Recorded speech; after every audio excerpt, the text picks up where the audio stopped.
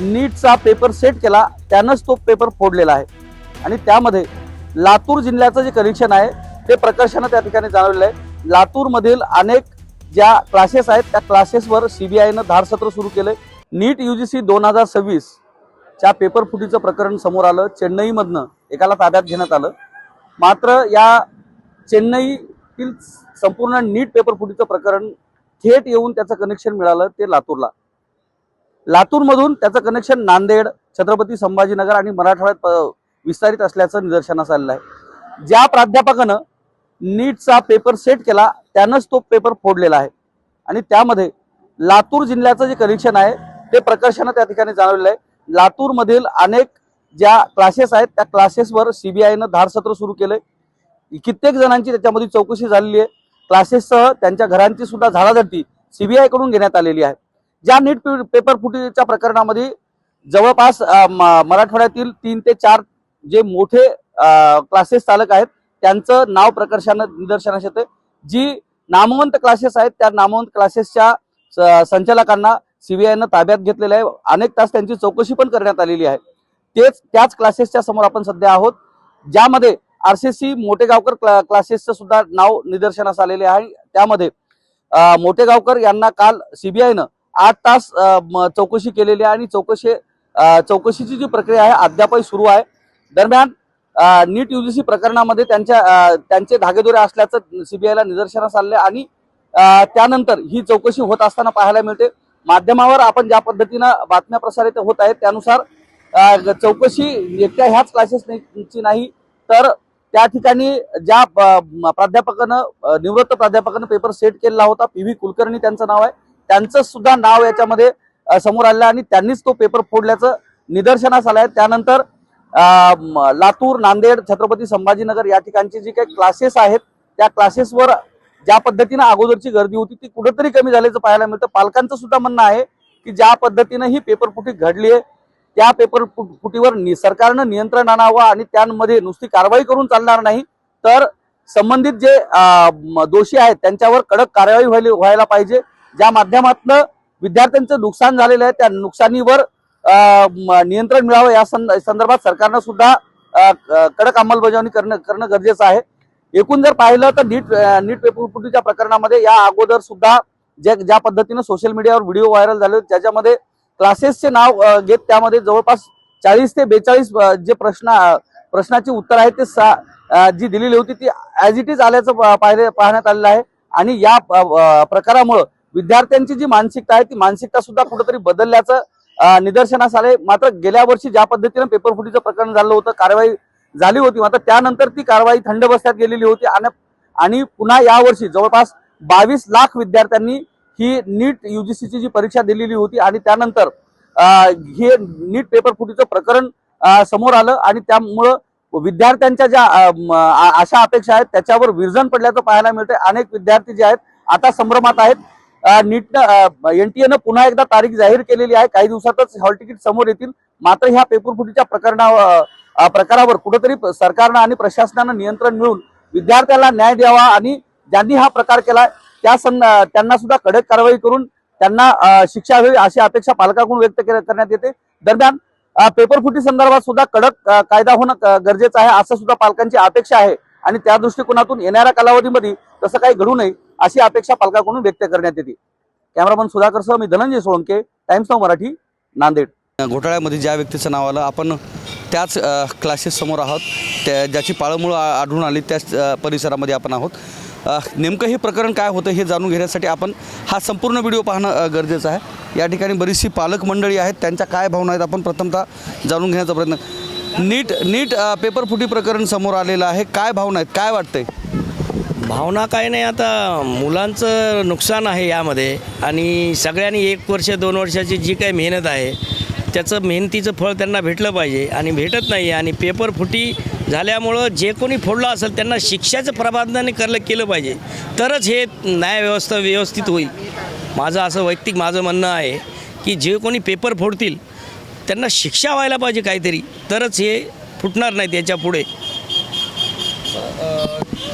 नीट आता ही नीटची एक्झाम देते वेळेस विद्यार्थ्यांची काय अवस्था होती ज्यावेळेस ही एक्झामची तयारी करत होती? तुमच्या कुटुंबातील विद्यार्थी आहेत? विद्यार्थ्याची अशी होती, त्यांना वर्ष 2 वर्ष सतत परीक्षा देणे, क्लास करणे सवय झाली होती. आता ती एकदम परीक्षा झाल्याच्यानंतर रिलॅक्स झाले आणि अचानक पेपर फुटला, त्यांना ताणतणाव आला आणि आता त्यांना मागे जितके मार्क पडले तेवढे मार्क पडतील किंवा नाही पडतील ह्याची शाश्वती त्यांनासुद्धा नाही आहे, कारण ते रिलॅक्स झाले होते आणि आता त्यांना पुन्हा पेपर द्यायचा आहे आणि पुन्हा आणि गरीब लोकांसाठी जो काही नांदेडला खर्च आहे 1 महिने 2 महिने राहायचा 10,000 20,000 जाण्या येण्याचा हा भुर्दंड पण त्यांना लागेल.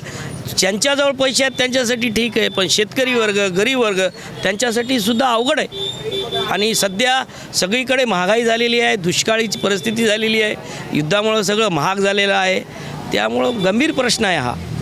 सरकारनं याबद्दल काहीतरी चांगला निर्णय म्हणजे योग्य निर्णय घेतला पाहिजे की याच्यानंतर अशा प्रकारचा कधीच पेपर फुटला नाही पाहिजे. त्यासाठी काहीतरी वेगळं, जसं लोकसभा बोलवली होती आत्ता आपलं याच्यासाठी, त्याच प्रकारे या नीटबद्दल सुद्धा बोलून काहीतरी करायला पाहिजे. तुमची किती मुलं आहेत, कोणत्या क्लासेसमध्ये तिथं? इथं 12वीला आहेत, RCCमध्ये पण आहेत आणि मुलगी आलेनला आहे. ज्या क्लासच्या बाहेर तुम्ही थांबलात त्या क्लासेसवर काल CBIची धाड पडली.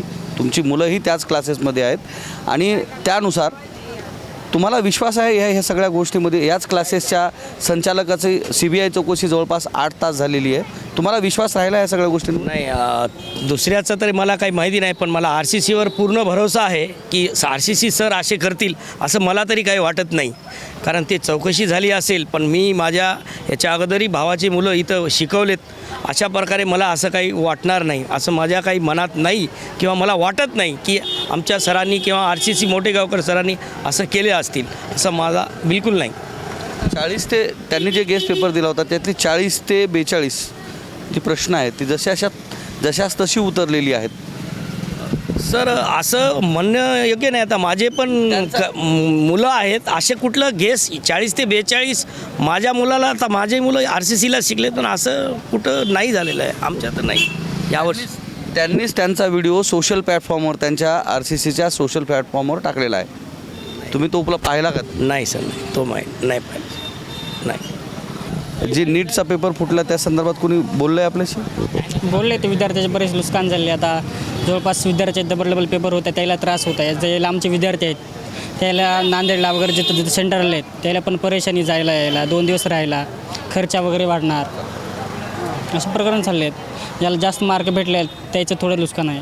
आता पेपर हार्ड होईल किंवा सोपं निघेल याच्यावर काही भरोसा नाही आज त्याचा, असे विद्यार्थी म्हणत आहेत. पूर्वी ज्या पद्धतीनं ॲडमिशन क्लासेसला होत होती त्याच्यावर काय परिणाम झाला का ह्याच्या सगळ्या गोष्टी? थोडंफार तर आता होणारच. नीटकडे जास्त लक्ष नाही जाणार. पेपर जे हार्ड पेपर होते समजा, जास्त हे पेपर होते नीटचा, त्याच्यावर भरोसा नाही राहिला आता पॅरेंट्सचा थोडक्यात. पॅरेंट्सचा भरोसा राहील. हां. आता विद्यार्थी ज्या पद्धतीने या ठिकाणी येतात, किती अंदाजे क्लासमध्ये किती विद्यार्थी असतात या ठिकाणी? आपण किती वर्षापासून हॉस्टेल चालवतो? 4 वर्ष झाले हॉस्टेल चालतो आपण. 4 वर्ष. हां. विद्यार्थ्यांची आता हे पेपर रद्द झाल्यानंतर मानसिकता काय? आता आपल्या हॉस्टेलमध्ये बरेचसे विद्यार्थी आहेत, काय मानसिकता आहे सध्या? त्याला वाटत आहे असं होऊ नये, बार पेपर फुटत आहेत. गेल्या वर्षी पण फुटला, यावर्षी पण फुटला, असं म्हणत आहेत विद्यार्थी.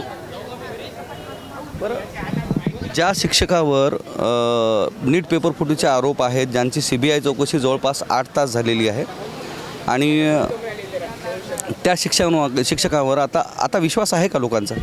नाही, असं काय तेवढ्या विषय माहीत नाही आपल्याला. त्याच्या संदर्भात आपण न्यूजवर काय बघितलं नाहीत आपले 1-2 दिवसामध्ये, ते का माहीत नाही आपल्याला.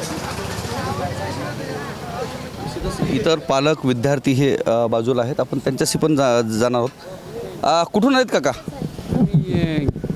बीडून आले. कशा संदर्भात? क्लास पोरांना. क्लासेस संदर्भात. हां. तुमची किती मुलं आहेत या ठिकाणी? इथं 2 आहेत आमचे. 3. हां.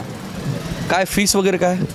ते काय आता आणखी नाही आमचं ठरलं आहे, ते चाललं आहे त्यांचं. आणखी आता ज्यांना द्यायला लागलेत मग नंतर बघा. ज्यावेळेस अशा क्लासेसचे नावं येतात त्यानंतर पालकांची मानसिकता, विद्यार्थ्यांची मानसिकता काय? नक्कीच हा विषय गांभीर्याने घेतला पाहिजे. संशयास्पद आहे. आता CBIनं जर त्यांना चौकशीसाठी बोलवलं तर खरं संशयास्पद आहे. असं असलं तर खरं सर्वसामान्य जे विद्यार्थी आहेत त्यांचं खरं शिक्षणासाठी खूप अवघड होणार आहे त्यांचं. कारण नीट पेपर फुटीचं प्रकरण, त्याच्यामध्ये PV कुलकर्णी नावाचा एक ग्रहस्थ ज्यानं पेपर सेट केला त्यानंच तो पेपर फोडलेला आहे आणि त्याचे धागेदोरं जे आहेत ते ह्या क्लासेसपर्यंत RCC क्लासेसपर्यंत येऊन थांबतात. त्यांची चौकशीही होते. त्यानंतर पालकांमध्ये काय मानसिकता आहे, काय वाटतंय? विद्यार्थ्यांची मानसिकता राहिली नाही, एक संशयाचं वातावरण निर्माण झाले आहे सर्व विद्यार्थ्यांमध्ये, पालकांमध्ये सुद्धा. आता ते असं होत असेल तर खरंच हे म्हणजे अतिशय भीतीदायक वातावरण आहे असं म्हणलं तरी काय हरकत नाही. कारण मग तेच आपलं जे काय आहे ते आपले पेपर हे करू शकतात, आपले पर्सेंटेज घेऊ शकतात आणि त्याच्या निर्णयानुसारच काही स्टुडंट लागू शकतात ना.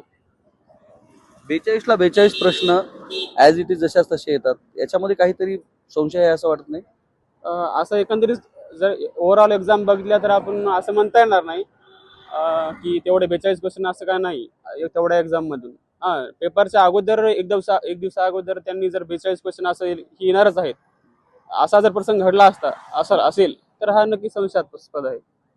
यात काय दुमत नाही. काय वाटतं, शिक्षा व्हायला पाहिजे? आता चौकशी चालू आहे त्यांची, आताच आपण सांगता येणार नाही आपल्याला. जे समोर येईल तर शिक्षा तर व्हायलाच पाहिजे. पालकांना असं वाटतं की शिक्षा झाली पाहिजे. बरेचसे विद्यार्थी पण या ठिकाणी आहेत.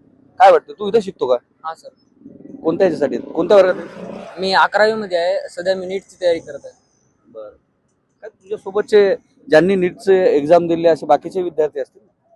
हां आहेत सर, पण रिनीटमुळे त्यांना कोणाला कमी मार्क पडू लागले, कोणाला जास्त मार्क पडू लागले. यामुळे थोडे डिस्टर्ब झालेले होते आणि कोणी खुश झालेले होते. रिनीटमुळे कोणाला ऑपॉर्च्युनिटी भेटली आहे आणि कोणाला थोडं दुःख पण वाटत आहे. काय म्हणतात विद्यार्थी, काय म्हणतात सध्या, काय रिपीट होत? विद्यार्थी म्हणत आहेत की या वेळेचा नीटचा पेपर थोडा अवघड होईल आणि जो काही कट ऑफ आहे तो कमी लागेल. काय वाटतं, पेपर फुटीचा प्रकार तू पाहायला, तुला माहिती आहे? हां माहीत आहे सर. तुमच्या क्लासेसचं पण नाव घेतलं जातं, तुला काय आहे, विश्वास राहिला आता? हो सर, विश्वास आहे. हां. मोठेगावकर सर चांगले शिकतात आणि जे स्टाफ आहेत ते पण खूप चांगले शिकतात. आणि सरांनी स्वतः त्यांच्या मॉड्यूलमध्ये दाखवलेलं आहे की जो प्रश्न आहेत ते मॉड्यूलमधूनच येतात. त्यांचं नाव घेतलं जातं, तुम्ही त्याला कसं पाहता? काय त्यांचं नाव घेतलं, तुम्ही कसं पाहता त्या गोष्टीला? तुमच्या क्लासेसचं नाव घेतलं जातं, तुम्हाला काय वाटतं? तसं काय नाही सर, म्हणजे सर चांगले शिकतात, जे शिकतात त्याच्यातूनच येते. सर सगळा सिलेबस घेतात, त्या सिलेबसमधूनच सगळं येते.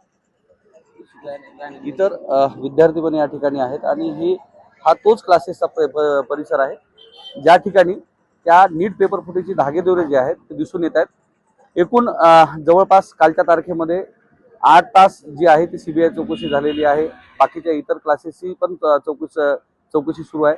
CBIची टीम येऊन या ठिकाणी थांबलेली आहे आणि एकूणच या प्रकरणामध्ये पालकांना सुद्धा असं वाटतं की ज्या पद्धतीने हे पेपर फुटीचे प्रकार होतात याच्यावर कुठंतरी नियंत्रण आले पाहिजे. पेपर फुटीचे प्रकार करणाऱ्या ह्या सर्व लोकांवर कार्यवाही नाही तर त्यांना शिक्षाही झाली पाहिजे अशी मागणी पालकांकडून करण्यात येते. कॅमेरामन सुधाकर सह मी धनंजय सोळंके, टाइम्स नाव मराठी, नांदेड.